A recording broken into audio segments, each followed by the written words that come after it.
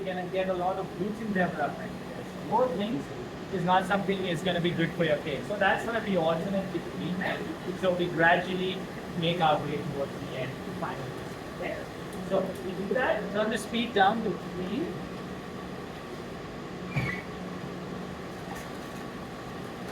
Just going to use a scoop so it's easy for me to pour it in. So we're going to start off with the flour. Push it down a little more. And then I'm going to pour in, as soon as that flour mixes, I'm going to pour in some of that liquid. So ideally, you want to get this done in about 3 shots. Okay, so 3 times, and then done. Right, don't try and do 1 teaspoon at a time. It's too long. Okay, too long. So, also, as you once you add 1 part of each, stop. Make sure you are folding it.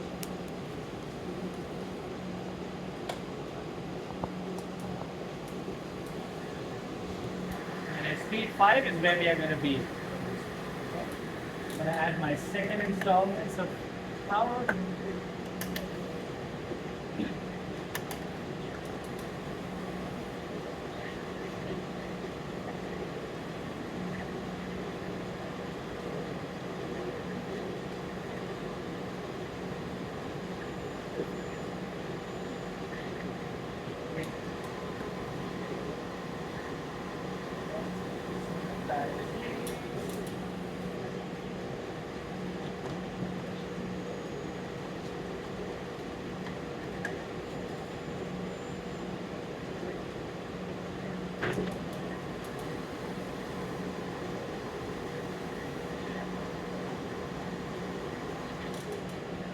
And this is how your batter should be looking, right? So no separation.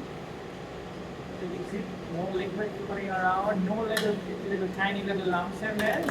That's how you want the batter to be.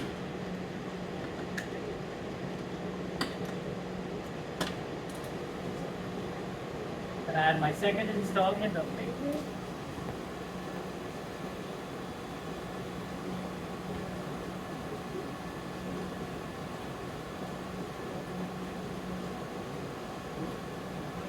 Now, when you are doing this, you want to remember the one thing that you want to finish off with your flour, your dry should be your last thing going in. Okay, so right now I've done 2 installments of both. I'll do a 3rd installment of flour.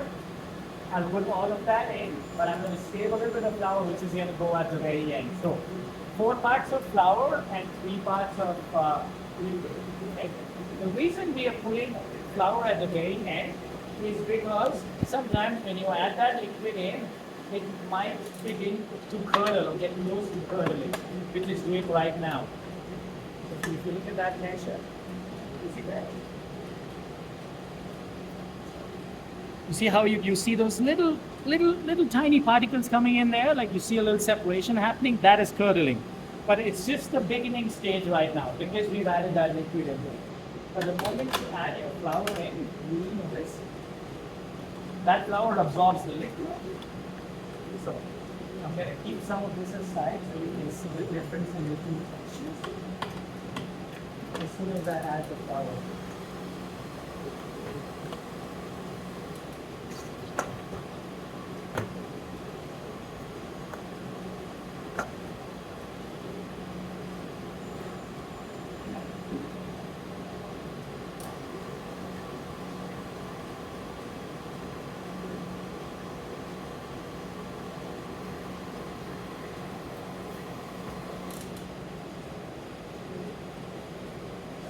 You see the difference?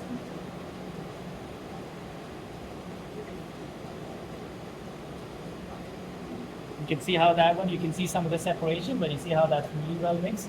So if the liquid is the last thing that goes in, you might end up with a batter like this.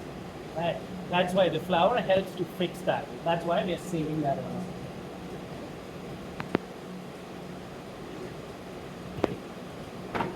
Okay.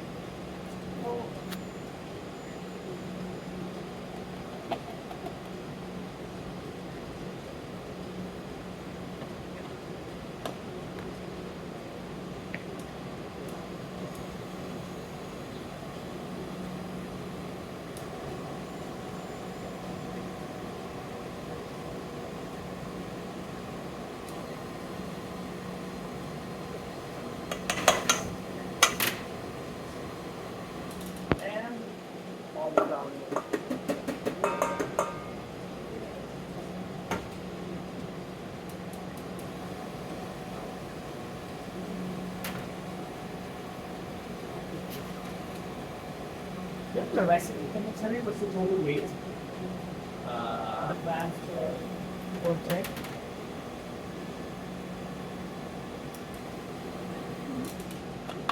Okay, that's it.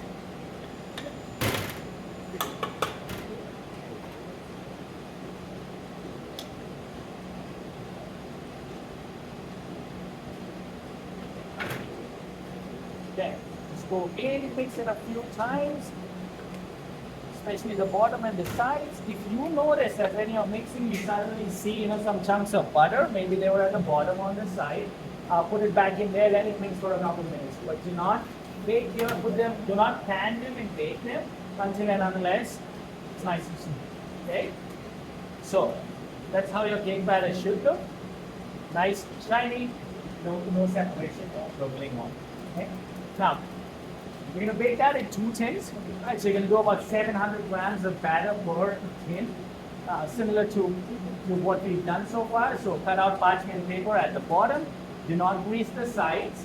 Make sure only the bottom is greased. Put them in there. And then each table, you can come take an oven and start baking your cakes. Okay? This one again will be about 40-45 minutes of baking. I did reduce the temperature today, so we're going to try 190. Okay, slightly lower to see how the A-fall is coming. The one thing that we are going to do today to also help get rid of some of that A-fall is, as soon as your cakes come out of the oven, and as soon as they are out, what I'd like you to do is to take a couple of towels and just flip them over on a sheet made with a parchment paper. When you flip it over, and the weight will help level it out a little bit, so we can get rid of some of that A-fall. It won't be too deep. It might be a little bit deep, but not too much. Okay, so we're going to try that. See, hopefully that helps. Okay. Questions?